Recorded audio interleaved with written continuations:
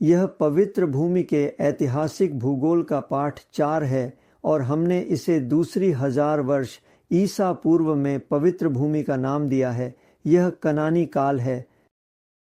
यह पूर्व ऐतिहासिक है, जिसका अर्थ है कि हमें अधिकांश जानकारी पुरातत्व से लेनी होगी, क्योंकि इस समय कोई लिखित पत्र उपलब्ध नहीं है। सबसे पहले खोजा गया प्राचीन फिलिस्तीनी शहर जेरिको है। हम सबसे पहले ताम्रपाषाण युग के बारे में बात करेंगे, जो आमतौर पर 4000 से 3000 ईसा पूर्व तक का होता है, और हम इस क्षेत्र में विभिन्न शहरों के स्थानों के बारे में विचार करने जा रहे हैं। जॉर्डन के साथ यिज्रेल घाटी के सुंदर दृश्य, तटीय मैदानों के विस्तृत क्षेत्र, शेफेला की हरियाली, और फिर उत्तरी नेगेव की धारा घाटियों और गलील और एफ्राइम पर्वत के पहाड़ी क्षेत्रों में फैले हुए हैं। ये आम तौर पर व्यापक रूप से फैले हुए और बिना किलेबंदी के होते हैं। कनानी टीलों में कई प्राचीन और ऐतिहासिक बस्तियां हैं, जैसे मेगिद्दो, बेत शान, गेजर और लाकिश। प्रारंभिक कांस्य युग, जो 3350 से 2200 ईसा पूर्व तक है, में अधिकांश बड़े कनानी शहरों की स्थापना इसी समय हुई थी। मेगिद्दो, खेरबेट केरेक और आई की खुदाई की गई है, जो प्राचीन सभ्यताओं के महत्वपूर्ण स्थल हैं। इन स्थलों की खुदाई से हमें इतिहास की गहरी समझ मिलती है। ईबीडू में पत्थर की नींव पर ईंट की विशाल दीवारों का निर्माण। मेगिद्दो और खेरबेट केरेक में वे 30 फीट की मोटाई तक पहुंच गए। EB3 में एक नई संस्कृति प्रकट होती है, जिसे खेरबेट केरेक मृत भांड के रूप में जाना जाता है। यह एक प्रकार की मिट्टी के बर्तन है और इसका नाम उस स्थान के नाम पर रखा गया है जहां इसे पहली बार खोजा गया था। और शायद एक नई विजेताओं की लहर आई जो उत्तर से आई थी, और शायद यह उत्तरी अनातोलिया और काकेशस में उत्पन्न हुई थी, जो उत्तर में व्यापक रूप से फैली हुई थी, लेकिन दक्षिण में इतनी नहीं। पेपी प्रथम के तहत विनी का अभियान, जो 2325 से 2275 तक है, यह मिस्र के वंश सिगा का हिस्सा है। यह कहता है कि वे डो की नाक के पास से गुजरे। वे मानते हैं कि डू की नाक कार्मेल है, माउंट कार्मेल, जो भूमध्य सागर में बाहर की ओर फैली हुई है। और यह कहता है कि वे डोजेनोज से आगे बढ़े, उतरे, अंदरूनी इलाकों में अभियान चलाया, फसलों को लूटा, निवासों और किलों को जला दिया। गार्डनर पृष्ठ 46 पर कहते हैं, फिर गजेल की नाक पर एक विद्रोह की रिपोर्ट आई। यह एक क्षेत्र है जिसे माउंट कार्मेल माना गया है। इसमें यह भी उल्लेख है कि उन्होंने उन लोगों को पराजित किया जो रेत पर थे। यह आमतौर पर उन लोगों के लिए उपयोग किया जाता है जो उस समय कनान में रहते थे। फिर एक अमोरी लहर आती है। यह पूरी तरह से एक भौतिक संस्कृति परिवर्तन है। यह एक नई व्यावसायिक लहर थी जिसने ईबी जनसंख्या का अंत कर दिया। इसने मध्यकांस्य और उत्तरकांस्य युग में नए बस्तियों के उदय की नींव रखी। जैसे यह फिलिस्तीन के इतिहास में सबसे महान और निर्णायक प्रवासन आंदोलनों में से एक था। हालांकि यह फिलिस्तीन तक सीमित एक घटना नहीं थी, बल्कि इसे उपजाऊ क्रेसेंट के सभी देशों में देखा जा सकता है। इन्हें कभी कभी अमारू के लोग, पश्चिमी लोग, अमोरी कहा जाता था। कभी कभी फिलिस्तीन और सीरिया को अमारू की भूमि, पश्चिमी भूमि कहा जाता है। प्राचीन काल में भूमध्य सागर को अमारू का सागर कहा जाता था। जनसंख्या खानाबदोश के रूप में आई। वे एक पश्चिमी सेमिटिक भाषा बोलते थे। पुरातात्विक शोध ने दिखाया है कि उस समय देश के लोग कई समूहों में थे, जिन्होंने एक के बाद एक देश के अलग अलग हिस्सों पर कब्जा किया। दक्षिणी गिलाद और अम्मोन, मोआब और एदोम के क्षेत्रों में सर्वेक्षण किए गए सैकड़ों टीलों पर इस काल की मिट्टी के बर्तन पाए जाते हैं, जिसके बाद लगभग 600 वर्षों का एक व्यावसायिक अंतराल आता है। नेगेव में भी इसी तरह की स्थिति बनी रही। उच्च सांस्कृतिक स्तर स्पष्ट था इन लोगों की महान तकनीकी क्षमता। ऐसा ही एक परिघटना पहाड़ी क्षेत्र में भी देखी जा सकती है। इन सभी क्षेत्रों में एक बहुत ही संक्षिप्त अवधि की बस्ती मिलती है जो ईबी-8 के अंत में गायब हो गई। उन क्षेत्रों में इस्राएली काल तक कोई अन्य स्थायी कब्जा नहीं हुआ, जैसे जॉर्डन और नेगेव में कब्जे का पूर्ण निलंबन स्पष्ट रूप से एक ऐतिहासिक आपदा के कारण हुआ। यदि हम उत्पत्ति 14 की तुलना करें तो यह हो सकता है कि अभियान का लक्ष्य मैदान के 5 शहर थे। यह उन राजाओं की कहानी है जो उत्तर से आए थे और मृत सागर के पास रहने वाले राजाओं पर हमला किया। और हमारे पास सेदीम की घाटी है जो मृत सागर क्षेत्र है, अश्तरोत, प्राचीन बाशान की राजधानी करनाइम के पास, रूबेन का शावे किरियाताइम, रेगिस्तान के पास एल परान, एन मिशपत और कादेश बारनेया, और कनान की दक्षिणी सीमा पर हज़ाज़ोन तामार जैसे। हमारे पास सीनुहे की कहानी है जो यहाँ प्रासंगिक है। सीनुहे एक मिस्री अधिकारी था और संभवतः वह फिरौन के कुछ बच्चों का शिक्षक था। और हम इस कहानी में पढ़ते हैं कि फिरौन की मृत्यु हो गई और उसकी जगह उसका पुत्र ले रहा है। और किसी कारणवश सीनुहे को मिस्र में सुरक्षित महसूस नहीं हुआ, इसलिए उसने मिस्र छोड़ने का निर्णय लिया। और यह उसकी यात्रा के बारे में बताता है जो तट के ऊपर गई जहाँ किले स्थित हैं। जैसा कि हम देखते हैं कि इजरायली उस रास्ते से नहीं गए क्योंकि वहाँ मिस्र के किले थे। खैर, वह उस दिशा में गया और वह मुख्य रूप से रात में यात्रा करने के लिए बहुत सावधान था और वह नहीं चाहता था कि कोई उसे देखे। खैर, वह कनान में गया और बाइबलोस के किलों की रेखा तक पहुंचा और फिर ऐसा लगता है कि वह वापस मुड़ गया और खेदिम गया, जहां उसे ऊपरी अनुचर के एक राजकुमार द्वारा शरण दी गई और उसे रहने के लिए यरमुक घाटी दी गई है, जो वास्तव में वह प्रमुख की एक बेटी से भी विवाह करता है और उस देश में एक प्रमुख नागरिक बन जाता है। वह सीमा की रक्षा का भी जिम्मेदार है और उसे एक अन्य सरदार से भी चुनौती मिली और दोनों के बीच एक युद्ध लड़ा गया, एकल युद्ध, और प्रतिद्वंद्वी ने अपने तीर और भाला या जो भी वह इस्तेमाल कर रहा था छोड़ा और चूक गया।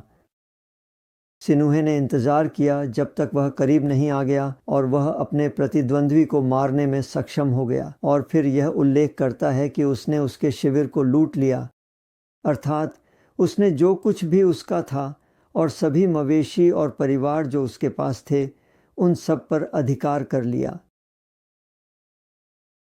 अपनी मृत्यु के निकट, या कम से कम जब वह बहुत बूढ़े हो गए, तो वह मिस्र वापस जाना और वहाँ दफन होना चाहते थे, और यह वही था जो हासिल किया गया।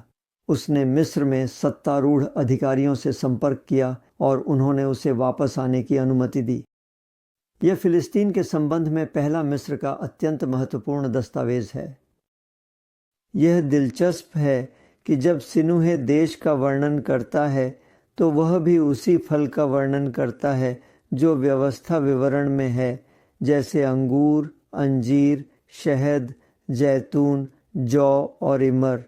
मुझे लगता है कि उसने अनार को छोड़ दिया, लेकिन यह उस सूची के बहुत समान है जो हमारे पास व्यवस्था विवरण की पुस्तक में है। अब हम अभिशाप ग्रंथों पर आते हैं। मैंने उल्लेख किया था कि मैं इनके बारे में थोड़ा और बात करूंगा। एक अभिशाप पाठ को वास्तव में शाप के रूप में डिज़ाइन किया गया है। ऐसे दो हैं। पहला संग्रह 20वीं सदी के अंत में आता है और ये नाम खंडित बर्तनों पर अंकित होते हैं और साथ में उपयुक्त श्राप भी। अब जो फिरौन कर रहा है वह एक दुश्मन का नाम एक मिट्टी के टुकड़े पर लिख रहा है, और अगर दुश्मन विद्रोह करता है या कुछ ऐसा करता है जो उसे नहीं करना चाहिए तो फिरौन उस टुकड़े को तोड़ देता है और सहानुभूतिपूर्वक यह उस व्यक्ति को तोड़ देता है जिसका नाम उस टुकड़े पर है। तो इस पहले समूह में 20 शहर या क्षेत्र और 30 अलग अलग नामों का उल्लेख किया गया है। कुछ लोग सोचते हैं कि यह एक जनजातीय स्थिति है जिसमें प्रत्येक क्षेत्र के लिए कई शासक होते हैं। इनमें से कुछ जो उल्लेखनीय रूप से उल्लेखित हैं वे हैं यरूशलेम, अश्कलोन, बेत शान और रहोब फिलिस्तीन में, बाइब्लोस, अक्कद और उलाझाव फोनीशियाई तट पर। अब यह चित्र एक घुमंतु समाज का विशिष्ट उदाहरण है जो जनजाति के भीतर बसने की प्रक्रिया में है। यह अभी भी सामाजिक संगठन का एक बुनियादी रूप है। आपके पास अभी भी जनजाति है लेकिन वे खानाबदोश हैं, बसने की योजना बना रहे हैं लेकिन अभी तक उन्होंने ऐसा नहीं किया है। पाठ में यह भी उल्लेख किया गया है कि इस पूरी भूमि में कौन विद्रोह कर सकता है, कौन साजिश कर सकता है, कौन लड़ सकता है, कौन लड़ाई की बात कर सकता है या कौन विद्रोह की बात कर सकता है। यह उन लोगों की परिभाषा थी जिनका नाम भी मिटा दिया जाने वाला था।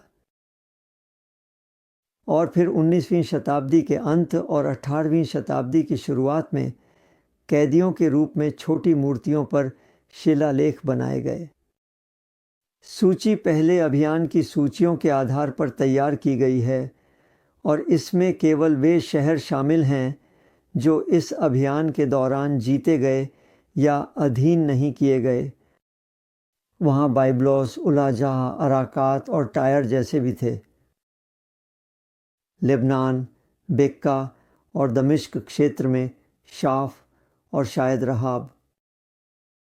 तटीय मैदान पर शेफेला में हमारे पास वास्तव में अफेक, अश्कलोन, एग्लोन, होर्मा और शायद लोड हैं। जॉर्डन घाटी में स्थित आयान, एबेल, लैश, हत्सोर, पहेल और शायद जेराथान है जो बेतहरान के रूप में भी जाना जाता है। बाशान में अश्तोरेत, बसरा, झेर, कोमेत और शायद माकाह जैसे कि हैं, और गलील जैसे संभवतः कादेश और बेत शेमेश। एप्रैम और यहूदा की पहाड़ी क्षेत्र में हमारे पास शेकेम और यरूशलेम हैं और कुश और शुट्टू के शहर भी वहाँ दिखाई देते हैं। प्राचीन मिस्र के बेनी हसन की एक महान और महत्वपूर्ण कब्र की दीवार पर एक शिलालेख है और यह वास्तव में 37 एशियाई लोगों का एक समूह है जो शूटू की भूमि से आए और काले आँखों के रंग को लाए। संभवतः वह शूटू गिलाद होगा। अब इन दो शाप ग्रंथों के संग्रह के बीच का अंतर 20वीं से 19वीं शताब्दी के दौरान फिलिस्तीन में हुए परिवर्तनों को दर्शाता है। एक घुमंतु जीवन शैली से स्थायी जीवन शैली की ओर संक्रमण हो रहा है और 3 या 4 जनजातीय नेताओं के पैतृक शासन से एक शहरी कुलीनता की ओर बदलाव हुआ जो आमतौर पर केवल एक शासक के अधीन होती थी। अब हम हिक्सोस काल में आते हैं जो 18वीं से 15वीं शताब्दी ईसा पूर्व तक का है। इस अवधि के लिए कोई प्रासंगिक मिस्र के स्रोत नहीं हैं। लगभग 1720 में मिस्र पर हिक्सोस ने विजय प्राप्त की। उन्होंने तानिस या जौन में अपनी राजधानी से मिस्र और फिलिस्तीन पर एक साथ शासन किया। उनमें से कुछ के नाम अमोरी हैं। यह घोड़े द्वारा खींचे जाने वाले रथ की शुरुआत है और साथ ही उन लोगों की श्रेणी की भी जिन्हें मारियानू के रूप में जाना जाता है। इस समय एक नया किलेबंदी प्रणाली थी। आपके पास एक बड़ी ईंट की दीवार थी। ईंटों और पीटे हुए मिट्टी से बनी ढलान वाली रैंप, और इन्हें शायद दीवारों के खिलाफ बैटरिंग राम के उपयोग को रोकने के लिए डिज़ाइन किया गया है। मध्य कांस्य काल आई में बड़े शहर मजबूत किलेबंदी के साथ दिखाई देते हैं और मेरे पास उनकी एक सूची है। मैं उन सभी के बारे में वास्तव में नहीं बताऊंगा, लेकिन ये उस क्षेत्र में प्रमुख शहर हैं। हजोर ने हिक्सोस के अधीन एक अनूठी भूमिका निभाई। बाइबल काल में निर्मित सबसे बड़ा फिलिस्तीनी शहर हजोर भी है। फिर सवाल उठता है, क्या ये शहर हजोर मिस्र में टेल एल यहूदिया, मध्य सीरिया में कतरा और यूफ्रेट्स पर कारकेमिश, क्या ये मूल रूप से बसे हुए शहर थे या ये बड़े सैन्य शिविर थे?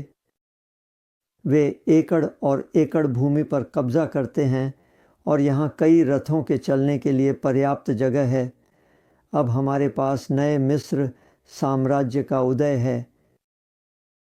उत्तर कांस्य युग हिक्सोस काल की एक सीधी निरंतरता थी। हाजोर ने अपनी नेतृत्व की स्थिति गाजा को खो दी। कनान में छोटे छोटे राज्य थे। कनानी राजाओं की निष्ठा सुनिश्चित करने के लिए उनके बेटों को मिस्र में बंधक के रूप में भेजा गया। धक के रूप में मिस्र भेजकर सुनिश्चित किया गया था।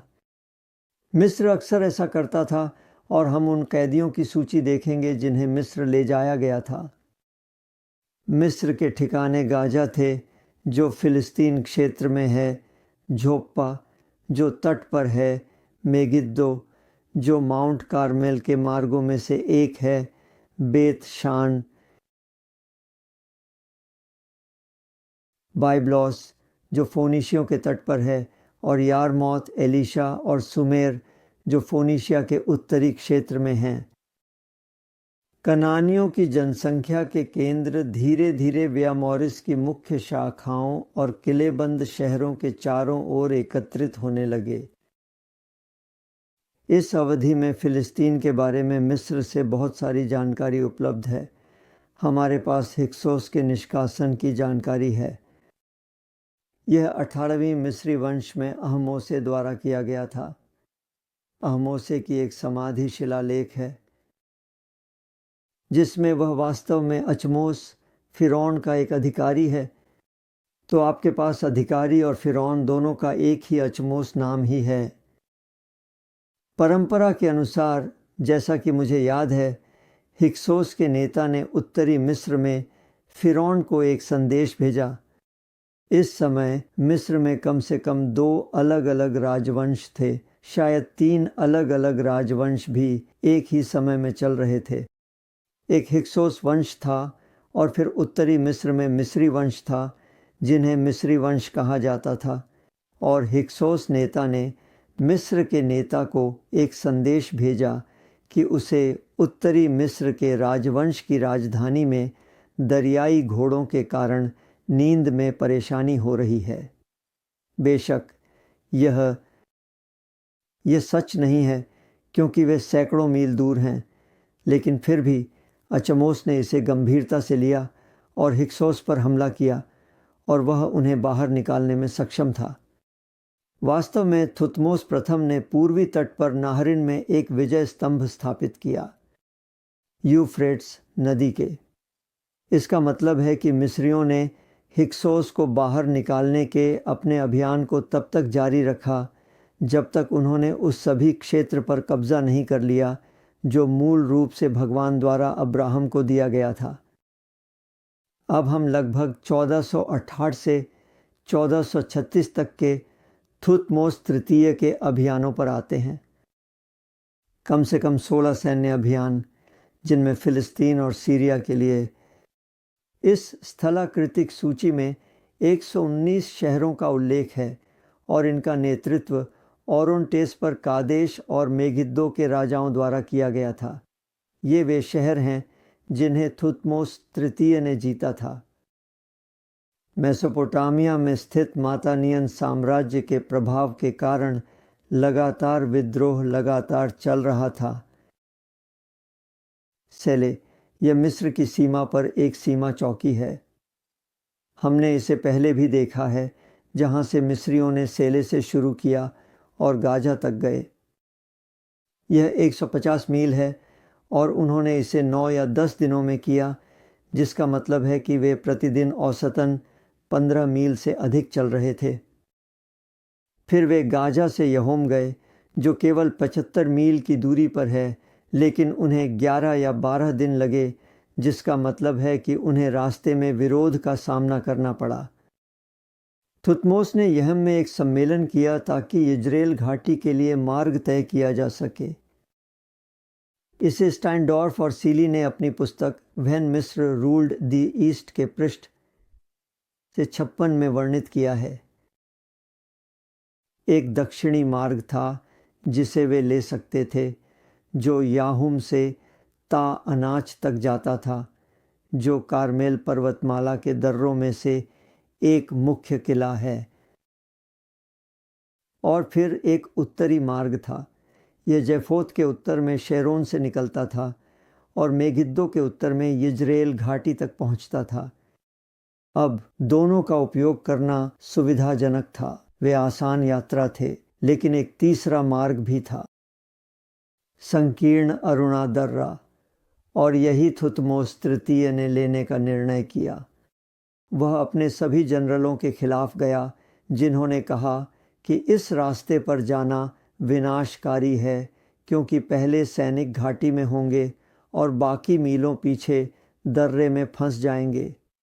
खैर, उन्होंने पाया कि उन्होंने सही रास्ता चुना, क्योंकि विपक्ष की सेनाएं तातानाक और मेगिद्दो में थीं और वे उनके बीच से होकर गए। उन्होंने दुश्मन को आश्चर्यचकित कर दिया और मिस्र के लिए एक बड़ी जीत हुई, एक पूर्ण जीत। झोप्पा को लेने की कहानी भी है।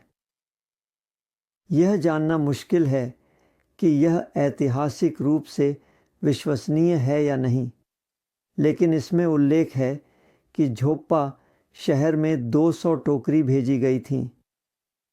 प्रत्येक टोकरी में एक सैनिक था और फिर निश्चित रूप से जब वे अंदर पहुंचे तो उन्होंने झोप्पा के निवासियों को चौंका दिया और शहर को आसानी से जीत लिया गया। मुख्य सूचियों की 3 प्रतियां संरक्षित की गई हैं। 2 सूचियों में 119 कनानी शहरों के नाम शामिल हैं और 19 कनानी शहरों के नाम। तीसरा 281 और जोड़ता है, जिससे कुल 350 हो जाता है। 2 नियम का उपयोग किया गया था, जिनका उपयोग किया गया था। सूची पहले अभियान की सूचियों के आधार पर तैयार की गई थी और इसमें केवल वे शहर शामिल हैं जो इस अभियान के दौरान जीते और अधीन किए गए थे, या शहरों को विभिन्न ज़िलों के अनुसार भौगोलिक रूप से समूहित किया गया है, जिसमें नीचे दिए गए क्षेत्र शामिल हैं। हमारे पास दक्षिणी लेबनानी बेका और दमिश्क हैं, यह उत्तर में है। बाशान, जो ट्रांसजॉर्डन क्षेत्र में है, उत्तरी जॉर्डन घाटी, दक्षिणी तटीय मैदान और शेरोन। उत्तरी लेबनानी बेका, गलील और उत्तरी शेफेला, बेत शान घाटी, कारमेल की ढलानें, जैसे कि, और इनमें से कुछ हैं। इनकी संख्या 119 है। संख्या 118 और 119 को समझा नहीं जा सकता। और संख्या 25 और 36 हाशिबू और तुशुल्टी पहले समूह से संबंधित हैं। अब इन समूहों में से प्रत्येक को एक संख्या सौंपी गई है, लेकिन मैंने उन्हें पढ़ने की जहमत नहीं उठाई। लेकिन वास्तव में कुल मिलाकर 119 मामले हैं कनानी शहरों के नाम। अब यह मूल रूप से दूसरी सहस्राब्दी ईसा पूर्व में पवित्र भूमि का हमारा वर्णन है।